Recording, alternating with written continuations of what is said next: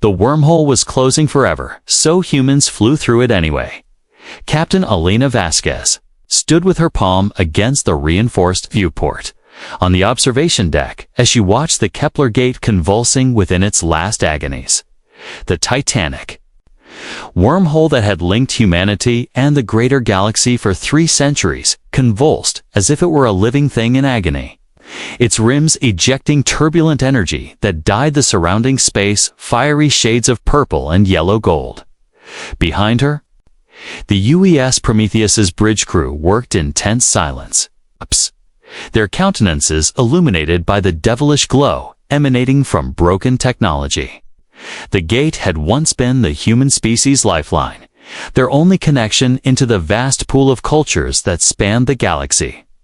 It was dying, and with it, the human species' place among the stars. Captain, the voice of Communications Officer Marcus Chen cut through the din of the ship's equipment. We're receiving a second evacuation request from the Galactic Council. They're requiring all ships have a minimum safety distance of 50,000 kilometers. Alina didn't turn away from the viewport. She had heard the same communique 17 times within the last hour. The other species had given up on the gate. Had already accepted that this sector of space was going to be isolated forever. Yet they failed to understand the human species. They never had. How far away are we currently from the gate, Lieutenant Rodriguez? Alina asked. Navigator Sofia Rodriguez glanced at her instruments. 12,000 kilometers and closing, Captain. We're well within the danger zone. The Prometheus shuddered under a new surge of space distortion. Through the viewport, Alina could see the rest of the human ships occupying the same orbits. Their hulls battered and battered through multiple passages through the wormhole's increasingly turbulent fabric. The Meridian had blown her entire port. Sighed the last time she'd navigated the wormhole. The Defiance was on backup power as her primary systems had been burned out due to quantum feedback. And they just kept flying. They just kept going. Any word from the Stellar Cartography Division? Alina asked. Did they find another course? Science Officer David Park shook his head. Nothing, Captain. The gate network is a naturally occurring phenomenon resulting from stellar activity we can hardly begin to comprehend. The nearest stable wormhole lies in the Andromeda system, a distance of 47,000 light-years. It would take us 600 years at maximum warp to reach it. 600 years. Alina closed her eyes, letting the enormity of the number press upon her. When a human ship actually reached a second gate, everything and everyone anyone had ever known would be dust. Earth would be a memory. The colonies within human space would be lost to isolation or become something she no longer recognized. Captain. His voice was strained. We're being called up by the Zavarian Starweaver. Admiral Kethve would like her to speak directly with you. Alina rose. The Zephyrians were among the oldest members of the Galactic Council, and their vessels were crystal-like and nearly indestructible.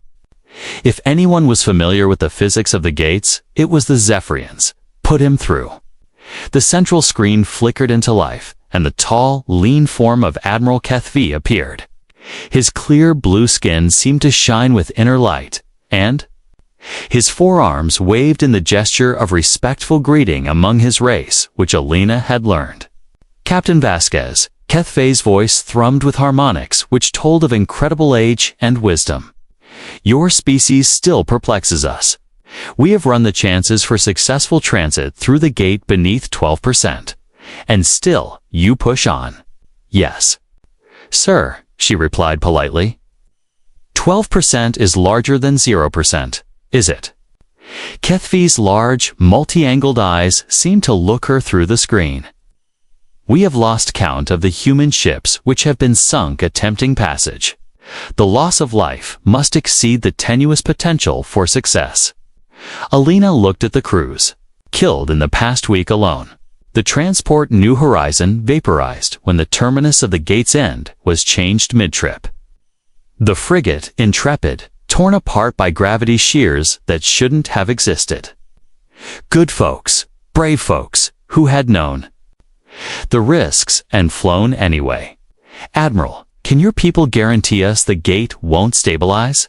That it won't recover? The silence of Kethvi lasted for interminable moments. Our calculations reveal a 0.03% chance for natural stabilization.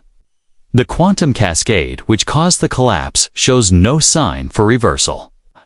Then, we continue flying, even the cost of your entire fleet. Alina glanced back into the viewport, watching as yet another human ship was approaching the gate. The destroyer Valiant. Her hull, blackened with the scars she had accumulated on previous runs, moved with the deliberateness of a ship pushed harder than she was capable. The stress lines extended clear through the Valiant's armored plating, the silent prayers being said on her bridge. Admiral, tell us what you know of Earth's history, Alina asked. Your race has a habit of enduring. We had pioneering explorers sailing into uncharted seas with the knowledge they might never return. We had test pilots flying experimental aircraft that had never been flown. We had astronauts riding rockets that had a 50-50 chance of exploding on the pad. Lena's voice grew with each utterance. We have always known some things are worth giving our lives for. Links to the galaxy, the group of thinking species, the future of our species, that's what we're fighting for here. The Valiant disappeared into the maw of the gate. Alina was counting seconds, holding her breath. 1 Mississippi, 2 Mississippi, 3 Mississippi. When it had reached 15 seconds, she began to hope. When it had reached 30 seconds, she allowed herself belief. When it had reached 45 seconds, the Valiant's quantum signature appeared on their long-range sensors, complete and functional on the far side. Another successful transit, announced David, his voice barely concealing his relief. But even as he spoke, the gate convulsed. The sides of the wormhole bucked and twisted, and the mathematical perfection of its construction was beginning to unravel. They had run out of time. Admiral, said Alina, still looking into the gate, our children are worth a galaxy, not a jail. We'll just keep on flying until we run out of things to fly through. The picture on Kethvia flickered as the interruption produced by the gate disrupted their communications link. Your courage is remarkable, Captain. Courage won't alter the laws of physics, though. The gate will collapse within the next 3 days. No power in the universe can prevent it. The transmission died, and the bridge descended into still silence. Alina could hear the relentless beeping of their equipment, the rumble of the support equipment, the soft murmurs of her crew preparing themselves for their own run through the gate. Captain, said Sophia softly, we're receiving high-priority messages from Earth. The Colonial Council asks for a thorough assessment of the situation. Alina had nearly laughed. Politicians, even today, insisting on reports and assessment when they should worry about survival. Tell them it's a fluid situation. We're giving it our all to maintain the connection. Ma'am, he interrupted, we're also receiving personal requests from the crew's families. Requests for final communications. The words stung Alina like a physical blow. Final transmissions. As if they were already dead. As if the mission was some hallucinatory kind of suicide. Maybe it was. Maybe Kethvi was right, and they were. Wasting lives for a dream that could never be. But she remembered why she had joined the fleet in the first place. She had been 12 the first time the word came back across the gate. Images of cities that violated the laws that governed the universe. Descriptions of technology bordering on sorcery. Descriptions of beings so ancient they had seen the stars. Born, the universe had seemed endless then, with marvels enough still untrodden and unexplored. Marcus, bring up all personal messages for the crew, but let's make sure and tell him it's not goodbye. We're coming back. Yes, Ma'am Elena activated the ship-wide comm system. Her voice was carried across every corridor, every cabin, every workspace on the Prometheus. This is the captain speaking. In 6 hours or so, we'll be passing through the Kepler Gate. I won't lie to you about the risks. Our chances for survival are poor. The gate's failing, and every passage brings us closer along the point of no return. She stopped, gathering her thoughts. Through the viewport, she had a view of more human ships gathering. The battlecruiser Excelsior, her guns disabled but her engines sizzling. The research ship Discovery, crewed with scientists wanting to remain within galactic space.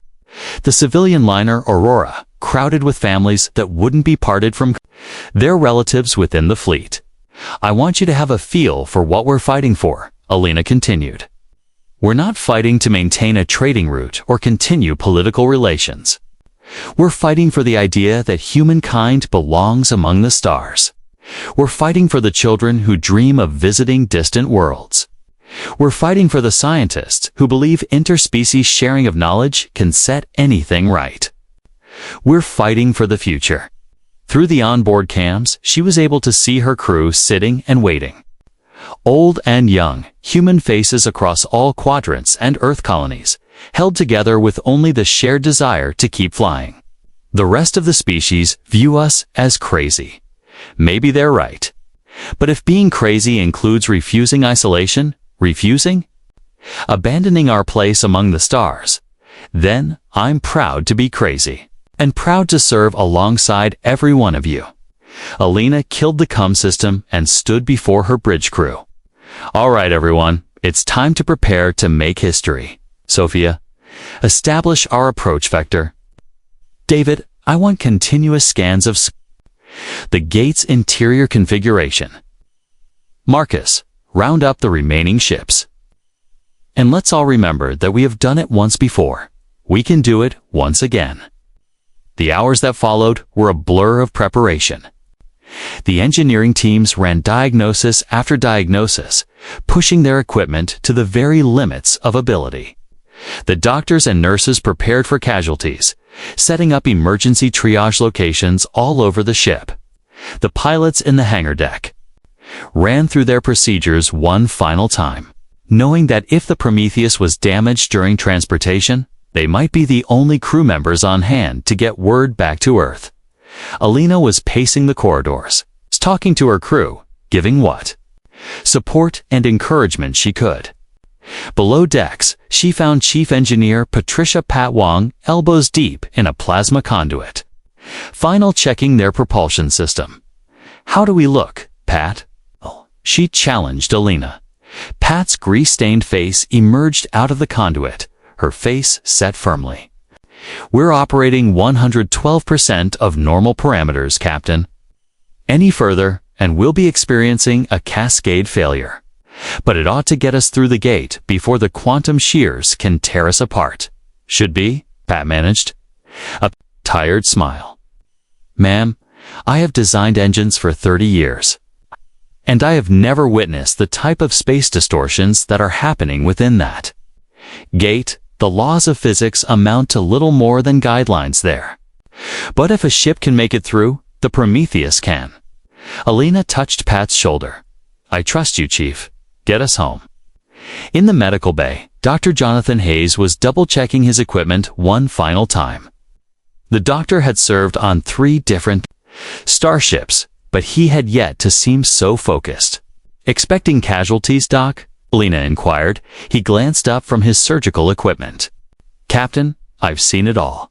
From plasma burns to space displacement syndrome. What we're about to experience. He shrugged.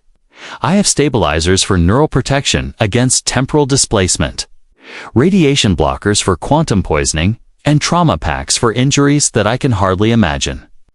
To be honest, however, if the gate collapses on us when we're inside it, there won't be a great deal left to treat. Pessimistic, Doc. Realistic, Captain. But I'll be ready either way. Back on the bridge, last-minute preparations were under way. Through the viewport, she could just make out the rest of the human ships forming a loose convoy. It was a simple concept, but horribly convoluted on application. They were going to creep up on the gate a step at a time, with every ship mirroring the exact course of the previous one, and hoped the quantum signatures created a stabilizing effect for a little while. First across was the relentless, her commander. The accomplished pilot, Jack Morrison, who had made more transits of the gates than anyone on the roster. If anyone was going to chart a safe course through the disappearing wormhole, it was he. "Captain," declared Marcus, "final positions are incoming for all vessels. The convoy's ready." Alina settled into her command chair, the familiar heaviness of the responsibility settling on her shoulders. "All right, everyone, it's time. Sophia, take us to our position in the formation. Pat, get us maximum power on the engines. David, keep an eye on the quantum state of the gate and yell if you see something shifting." The Prometheus slid into formation. Without a hitch, her position third in the convoy behind the Relentless and the heavy cruiser, Indomitable. Through the viewport, Alina could catch a glimpse of the gate ahead of them, its sides visibly unstable, even to the naked eye. Exotic matter. Streams were bleeding from its periphery, and a nebulous cloud was created, which sparkled with hues that couldn't be. "Captain," his anxiety was causing his voice to be strained. "I'm reading massive quantum fluctuations along the entire length of the gate system. The exiting terminus is shifting course every few seconds. If a ship comes out at the wrong moment, it'll be somewhere in the middle of a star, or somewhere out in deep space, or nowhere," Alina summed up. "Got it? Anything predictable in the fluctuations?" Giving it a try, but the pattern's completely insane. It's like the gates convulsing. On the TAC display, Alina could see the Relentless beginning her approach run. Captain Morrison's voice came across the CUM system, matter-of-fact and professional for a mission that was a sure loss. "All ships," Relentless speaking, "beginning our transit in 30 seconds. See you on the far side." Alina watched the destroyer thrust on towards the gate, her power plants bellowing on full power. The ship continued to dwindle as she approached. The massive wormhole, a minute dot against the celestial fury of the gate collapsing. "Relentless is going into the gate," declared David. "Her quantum signature is Oh God. The battle screen was flashing alarms as the Relentless's characteristic pattern dispersed, spread out across hundreds of different states of likelihood. The ship appeared for an instant as if it had been torn apart on a molecular level, and then, inconceivably, the pieces started coming together. The Relentless's signature firmed up, flowed through the interior of the gate, and came out the far side still whole. "This is Morrison." His strained but exuberant voice came through. "We made it through, just barely. The interior of the gate was much worse than expected. Recommend full acceleration for all subsequent transits." Elena's heart leaped with hope and fear. They could do it, they could, but the cost, indomitable. "You're clear for transit," Alina relayed. "Capt." Sarah Chen's voice replied immediately. "Roger, Prometheus. See you in hell." The heavy cruiser's approach was textbook perfection, her vast bulk proceeding with elegance as she lined up with the center of the gate. When she crossed into the wormhole, however, the distortions near the edge of the portal intensified. "The gate's responding to the transit," he said. "Each transit's destabilizing it a little further. We'll make it through perhaps a dozen or so ships before complete collapse." Dozens more vessels among the convoy's 47 ships. Lena figured it out in her head. Sick. Hundreds of thousands of lives. No more than a statistical probability. "Indomitables through," Marcus relayed. "Heavy damage on her 4 sections, but she's spaceworthy," Captain Chen informed. Alina punched the CUM system. "All ships, Prometheus." The gate's breaking up faster than planned. "Captains, you have a decision to make. Anybody who wishes to turn back, now's the moment."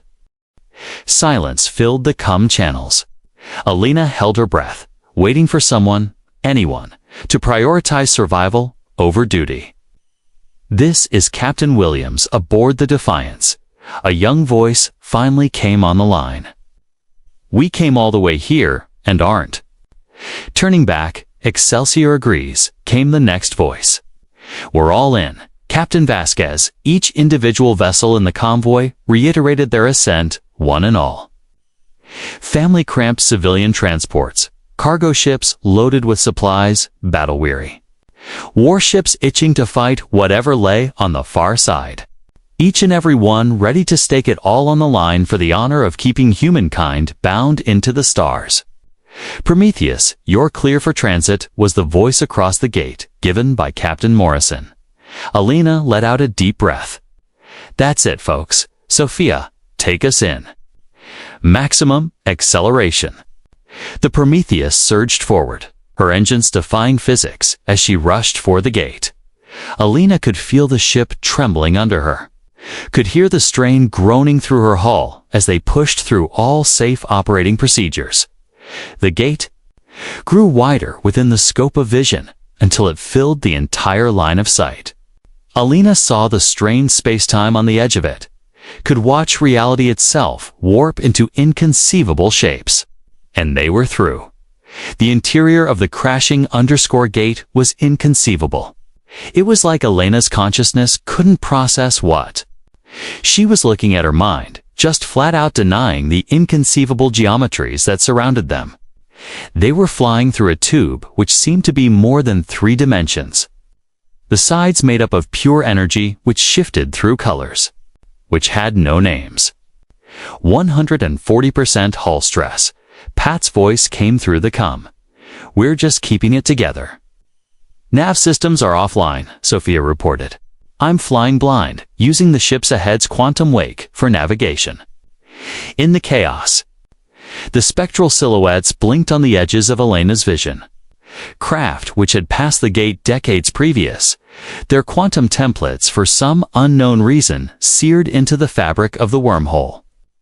The Magellan, the initial human craft which had passed through, her crew's eyes wide with awe at the wonder that shouldn't exist. Liners and cargo ships, scientists' vessels, and battleships, packed all the fruits of the mighty human colonization into the intergalactic, and she saw the ships that had perished. The transport ship Hope, which had gone missing 5 years ago when the gate had had a slight oscillation, the frigate Determined, which was vaporized when it was attacked by pirates and which caused structural damage to the gate. Ghost ships, stuck between dimensions for all eternity, their crews unaware that they had become a part of the gate itself. Captain, his tone was part awe and part fear. I'm reading massive time distortions. We're seeing the effects of time dilation. Something that lasts minutes here can be hours outside normal space. Elena's focus was on the here and the now. They were living, they were moving, and someplace ahead was the far side of the gate. That was all she had to think about. How much longer? She asked. Unknown, she replied. The way out can be seconds or hours away. You have no way of knowing. In here, the Prometheus bucked and convulsed as it ran into a pocket of disrupted space-time. Elena's stomach fell away as gravity reversed itself, doubled back, and then was gone entirely. And through it all, crew members struggled to maintain their positions as the onboard infrastructure worked to compensate for conditions. It had no right facing, and it was all over just as suddenly as it had begun. The Prometheus burst out of the gate into regular space, her hull radiating the exotic power she had passed through. The viewport of Alina was a starscape, pretty and familiar. The configurations of the galactic space that was home to every human that had ever worked away from the gate. Status report, Alina yelled, her voice hoarse with the trauma of transit. Integrity at 70%, said Pat. There's structural damage throughout the ship, but it can be repaired.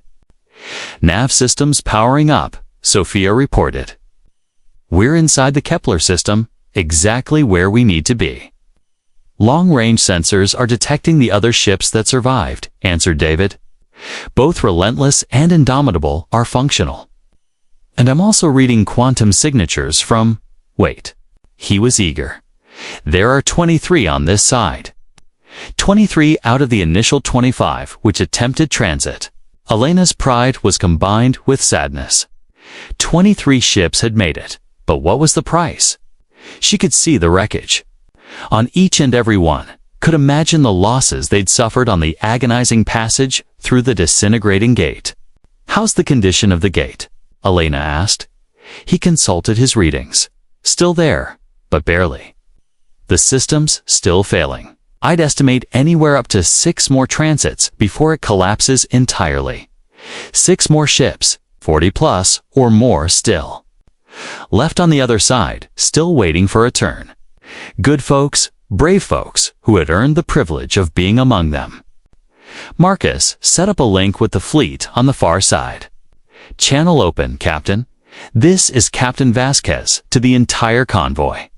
We made it through, but the gate won't hold for much longer. We can get potentially 6 more ships through before it collapses. I need volunteers for a rescue mission." Elena didn't hesitate. "The Prometheus will return. We'll transport essential personnel on board as many ships as possible, shuttle them back and forth on multiple runs." Captain Pat's calm voice was firm but persuasive. "With all due respect, the ship can't survive another transit. The hull breach is just too severe. It'll tear us apart if it attempts to go through that gate once more." Elena closed her eyes. The gravity of responsibility crushing her. She was being asked to determine who lived and died. To be like God with the fate of thousands of passengers who had entrusted her to bring them back home. "Captain," he broke in, "we're receiving a transmission. It's the Admiral Rebecca Santos aboard the Aurora." Lena had known Santos by reputation. A battle-hardened frontier wars veteran, a woman who'd never turned her back on a fight once in a lifetime. If anyone could understand the mathematics of sacrifice, it was she. I put her through. Admiral Santos's weathered face appeared on the main screen, her face tranquil even amidst the turmoil Elena could tell was happening outside her ship. "Captain Vasquez," Santos said, "I have been monitoring your transmissions. You're thinking of turning back." "Yes, ma'am. We can't abandon the rest of the fleet." Santos was still for a long time. Behind her, Elena could see the Aurora's bridge. Could see her crew's faces watching for orders which might determine whether or not they'd live or die. "Sir, I have fought for that fleet for 30 years. I have seen good men die for the wrong causes and bad men survive when they should have died. But I have never seen anything like what you and your people just accomplished." Santos's voice was rock solid, but Elena could pick up the undercurrent of emotion. 23 ships through a desperately volatile gate. That's a miracle. That's not mere bravery. "Admiral, we can save more people. The Prometheus can make at least one more run. And then she'll get smashed up and all hands along with her. You'll have traded a certain rescue for a possible one." Santos shook her head. "Captain, I'm ordering you to stand down. The gate's going to fall within hours. Use the time getting a hold on Galactic Command, contacting the other ships that made it through. The good folks on our side, we signed up understanding the risks."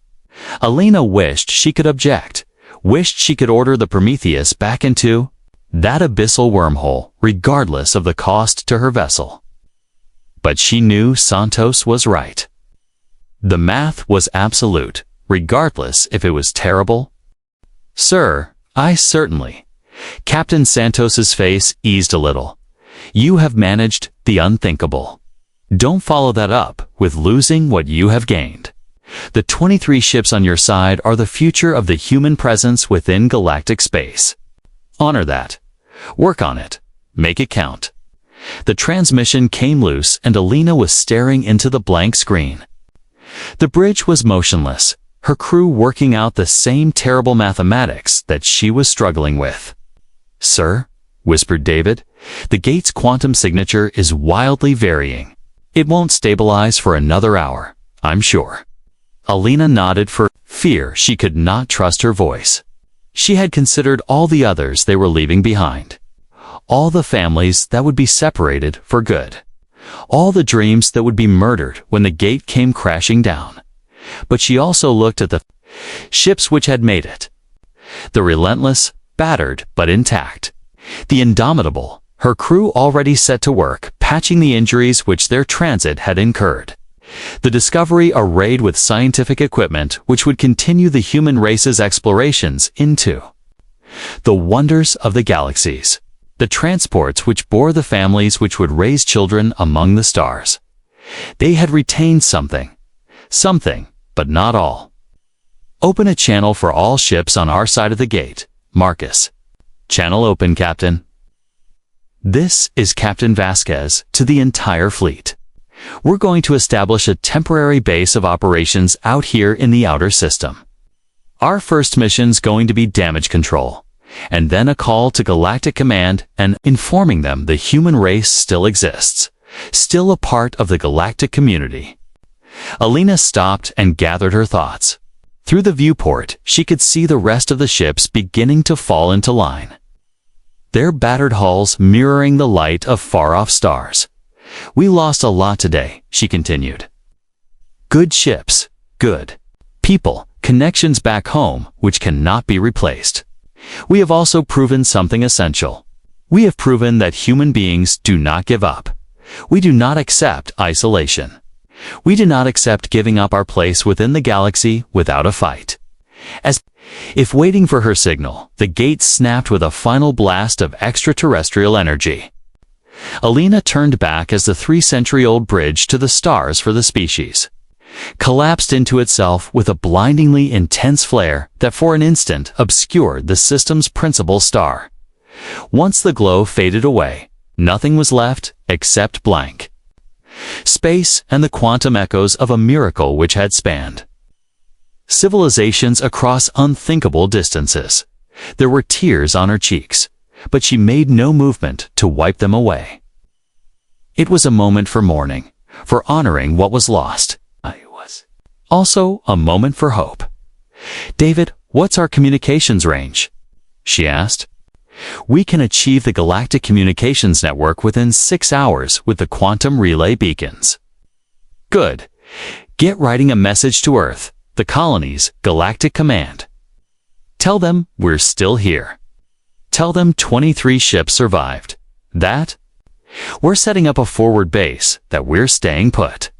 Alina rose and walked towards the viewport, staring out into the stars that had called to humankind for generations. Out there, beyond a distance a single ship could not cover, were secrets no human had seen. Worlds across solar systems, technology capable of rewriting reality itself. Mysteries capable of consuming lifetimes just to fathom, and humanity would be a part of it all. Smaller than they had imagined, different than they had dreamed. But they would be a part of it all. They would still be reaching, still learning, still expanding the boundaries of what was possible. Certainly, Sophia answered. I'm setting course for the nearest populated systems. The Andromedon republics within 2 weeks travel time at maximum warp. The Andromedons are always friendly to human commerce. Do it, replied Alina. Can get started on long-term navigational planning. We have to plot the local sector, identify potential allies, decide how to establish permanent facilities. And the Prometheus and her sister ships ventured on into deeper galactic space. The Ice Queen looked once more wistfully back into the area where the gate had been. Somewhere on the far side, where the fallen wormhole had existed, was Earth. Home, the blue world that had given birth to a species mad enough to travel through crashing wormholes. Rather than accept isolation, the people on Earth would mourn the loss of the gate, grieve the loss of the ships and crews that had been cut adrift from the galaxy forever. But they'd understand it too. They'd see what the survivors had accomplished. They'd see how the extension of humankind into the stars wasn't going away. Their children and grandchildren would be growing up in a universe where human beings walked among alien worlds and added a piece of the great dialogue among civilizations. Marcus Alina told him, put that into your transmission back to Earth. Tell them that we'll return. I have no idea how, No idea when, but we'll devise some other method of getting home. And when we do, we'll be bringing the entire galaxy back with us." The comm officer beamed as he began composing the transmission. Across the bridge, Alina could see her crew moving with a new energy, their grief converted into determination. They had work ahead of them, a future to build, a promise to keep. The Prometheus rushed for the nearest inhabited system, her engines roaring against the blackness of space. 22 others trailed behind, their battered hulls but unbowed hearts. They were the continuation of the greatest adventure humankind had ever undertaken. The confirmation that some things were worth any sacrifice. And out into the vastness of space, where once the Kepler gate had pulled open portals among worlds, the quantum echoes of human resolve fanned out at the speed of light, bearing a word that would be carried across the galaxy to distant civilizations. There was still humanity, still learning, still refusing to be tied down, continually reaching for tomorrow, no matter the cost.